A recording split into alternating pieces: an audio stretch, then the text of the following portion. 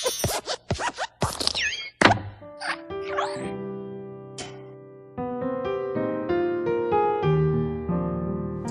guys, welcome back or welcome to the channel. If you're new, it's Sahara. So today's video I'm going to be doing a makeup look for Valentine's Day. I'm only doing one this year, which is why I uploaded it so late. Way too close to Valentine's Day. Should have did it about a week ago, but I was just not in the mood, honestly. These earrings, these say dripping on them. They're from Shein. This tank top is actually from Walmart, and I just crossed it over into like this like really cute, you guys know how they make these tops, but I wanted it to look like that, so let's get started now that I got that out of the way. And I'm going to be using this Revolution color book to do that, and I'm going to be doing that iCloud makeup trend, but just like a pretty version of it for Valentine's Day, just something different from what I would normally do for a Valentine's Day look. Oh my gosh. That's why I need to do this in a voiceover. I'm putting this red vest on so that I don't have to worry about adjusting my tank top through this whole thing because it's like sliding down or whatever. And yeah, I don't remember where this vest is from. I think it was gifted though, so don't even bother asking. So I'm going to start off by applying some tape already. I'm using the new Wet n Wild Incognito concealer in the shade Medium Honey. I primed my eyelids with that because I also cleaned up my eyebrows with this concealer as well. I wanted to use this concealer somehow in this video, so that's why I primed my eyelids with it, but it won't be used on my face. Now I'm going in with that Revolution palette, and I'm just pointing to the shades because these don't have any names, and it's so difficult because some of them are very similar, so I can't just say like, well, this light color right here or this color right here. I'll just point to it and tell you guys what I'm doing. So I'm using that one, that pale pink. I think it was like a pale pink, like almost like a tan shade, just to set around the brow and the crease area, so when I go to blend, it's easy to blend. And I'm going in with this next shade and applying that. This is going like above the crease and into the crease as well, but focusing it above the crease and more so by the brow area. This next shade that I'm going in with is a little bit deeper than the previous one, so I'm going to apply that directly into the crease because I want to do like this gradient effect from lightest to darkest. Then I'm going in with these more purple tones. This one seems to be a little bit more warmer than the other one, so that's why I'm going in with this, because I thought it would match the pink a little bit better.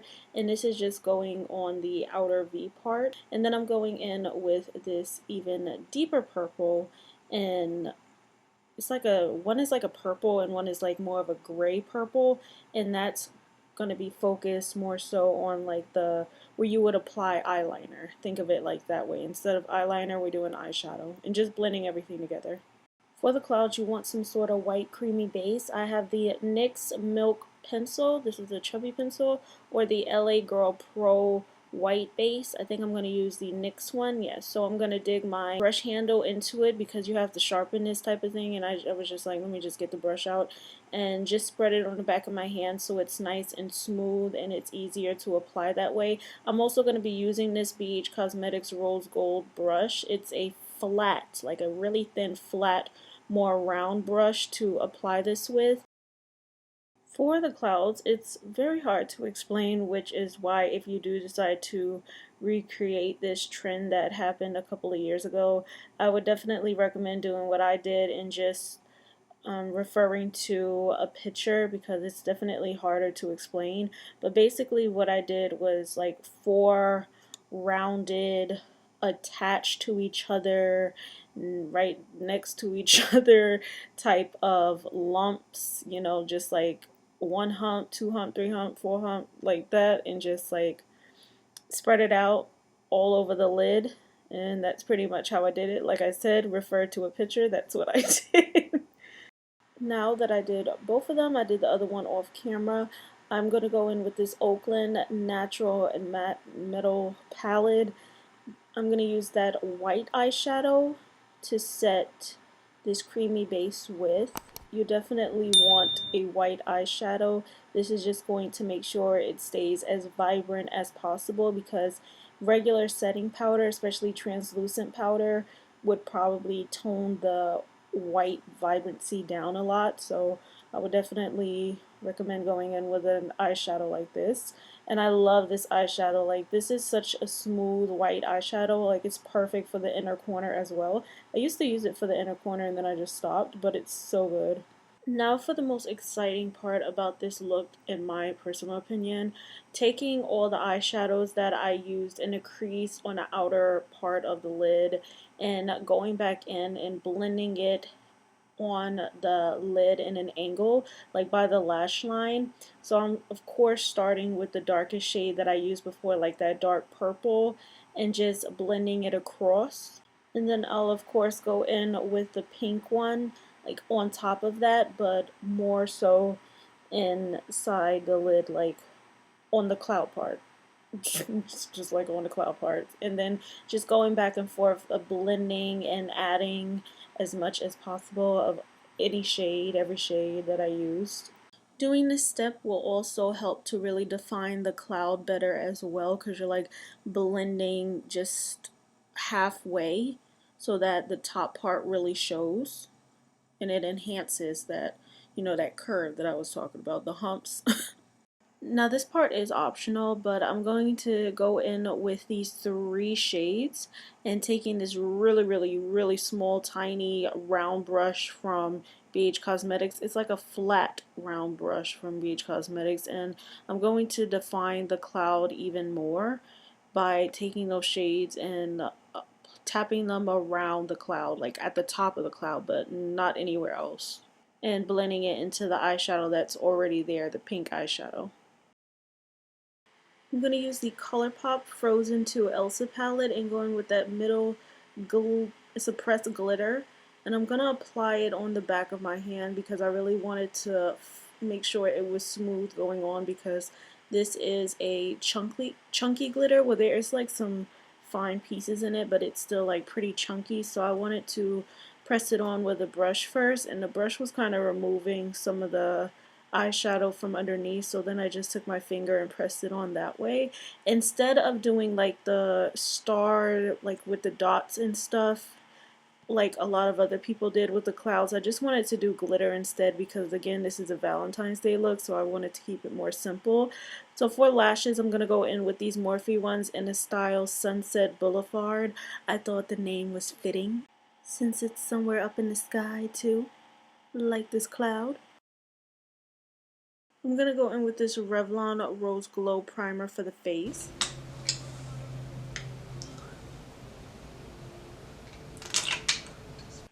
I'm trying to stick with like the pinky tone packaging, so that's why I went for this one, and I haven't used it in a while.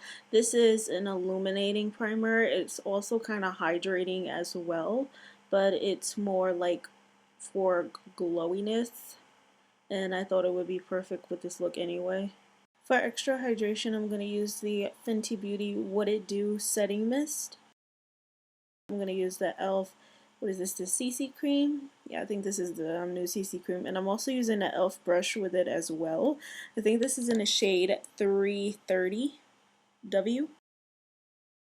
And then for concealer, I'm going to use the Fenty Beauty Concealer. I think this one is in the shade 270, something like that. I need to get one that's more of a yellow undertone. When I first got this, I got it offline, so I should have went in the store and seen which one has more yellow undertone. This one is more like, I don't know, is it more like beige or orange? On camera it looks one way, but in person it's definitely another color. I'm going to use the Milk Makeup Cream Bronzer Stick in the shade Blaze. I love this cream bronzer. It's so good. I think I'm going to have to do like a makeup favorites video soon, and this would definitely be at the top of my list for something that I would repurchase once I run out of this. I'm probably going to use this more than I use any of my other cream bronzers. I swear, cream bronzer is just like the best part of doing makeup in my opinion. I just love it so much, like out of everything.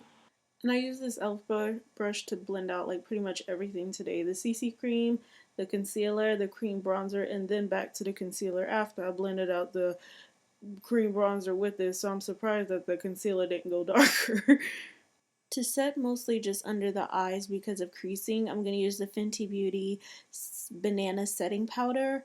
and I apply this with a dirty sponge, just the same sponge that I used in my last makeup video that I did last week, and I just used one other side of it, but this powder is so drying. Like, I had to apply it and dust it away like right away because it was just so drying. That's why I was making that crazy face, because it was like literally drying out my under eye. So I dusted it away right away, and I'm just going to adjust it across the face as well, just to set everywhere, make sure nothing transfers.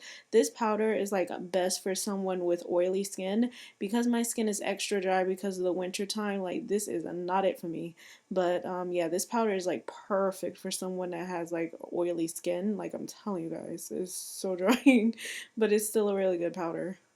So I'm trying out this new to me Kiko Milano palette. This is an Italian brand. I've never tried Kiko makeup before, but I really wanted to try it. This palette is called the Smart palette. Comes with two bronzer shades, well, mostly like a bronzer, and the other one is like a contour, a highlighter right next to the two, and then three blush shades. This palette is so pigmented, so smooth, goes on like butter and easy to blend, but it's like very, very pigmented. I don't know how many shades they have in this collection of palettes, but I just picked up this one because it was like the shades that I really wanted to use. Now, at first I did decide to use this highlighter. I wanted to test it out. This highlighter is deeper, so I think this is like one of the deepest palettes that they have. I don't know if it is the deepest palette, but it's like one of them. And this shade was pretty dark, so I thought that it was just the brush that I was using, because I was using the same one with the blush. But I switched to this Morphe highlighter brush, and it's still the same highlighter. Like, it's just too dark for me, for my skin tone. So it's still a pretty highlighter though, so I decided to go in with the Wet n Wild Precious Petals highlighter. And for some reason that rose gold one was too deep on me today too. Like, you can see how dark it is when I look forward, and then how light it is when I look to the side. So then I decided to go in with the KKW highlighter and just add that on top of it, and this definitely helped to lighten the highlighters, because, like, again, you can see that shadow when you look forward, it just looks dark, so this definitely helped. So I'm going to use the new Joa setting spray. This is the one I used in the other video, the Crystal Glow. I have this Maybelline eyeliner in the shade Rusty Terracotta. It is definitely more of like a brick red shade, but I was like, I'm just going to use it anyway. Why not? It is a little bit more red than what I was going for, but it has a really nice contrast against like the pink and purple shades, especially when I blend the eyeshadows back onto the lower lash line. So I just decided to use this, and for some reason it doesn't, I don't think it says that it's waterproof, but it's hard to get off. For the lower lash line, I'm first going to start with this shade. I don't know, it's like a pinkish purple, and just run that along the lower lash line all the way across. With a definer brush, I'm going to go into that deep purple shade and just tap that close to the waterline. I'm starting on the outer part and then just blending what's ever left on the brush closer to the inner part, like that, so most of the product is on the outer part. And I'm using this definer brush to make sure I could stamp it on better. And then for the last shade that I'm using on the eyes, I'm going back into that white eyeshadow and just applying that in the inner corner. I'm definitely going to be using that more often for the inner corner highlight and the brow bone highlight, because it's so smooth and soft and not harsh. And then for the last step on the eyes, I'm going to use this Maybelline mascara. This is one of their color mascaras in the shade Black Cherry. I thought this color would go really nice, even though it's so dark to the point where it just looks like a regular black mascara. I just thought that this would be better for it rather than using a black mascara, and I really like this one too. I have all of these lip shades to choose from. BH Cosmetics, and it's my Ray Ray Black Radiance, Hard Candy, Flower Beauty, Makeup Forever, KKW, and then the last two are Black Radiance. So I didn't know which one to go with, so I was like, let me just put them all on my hand and then figure it out like that. So I decided to first start off with this Black Radiance. I don't know the name of it because the name rubs off of all of Black Radiance packaging, so it's like one of the deeper, more plum shades, and these are dual-ended, so one side is like a thin part for like liner and the other side is like more just like to color in, but it's the same color on both sides. So I decided to start with something like that. And then for the next shade, I went in with this Black Radiance one. This is one of their berry tone matte lip creams. This is so nice, and I thought that that was a beautiful contrast. I'm going to have to wear these two combinations together on, well, it's just one combination, but I'm going to have to wear that on its own. But I decided to also top it off with this Makeup Forever lipstick. This lipstick doesn't have a name on it, it's just a number, but it's one of their like pale pink shades. So I kept this part in here because I wanted to show you guys that right before I sat down to do this video, to film it, I actually flat ironed my hair because I had just washed it, and I flat ironed it straight. And because I put this hair tie in it, look at how like curly, like loose curls that it leaves my hair with. Like that is how damaging these hair ties are. Like my hair was like bone straight and then this happens. But it's still good, you know, it fell into place. I didn't have to add any curls or anything, so it was like perfect.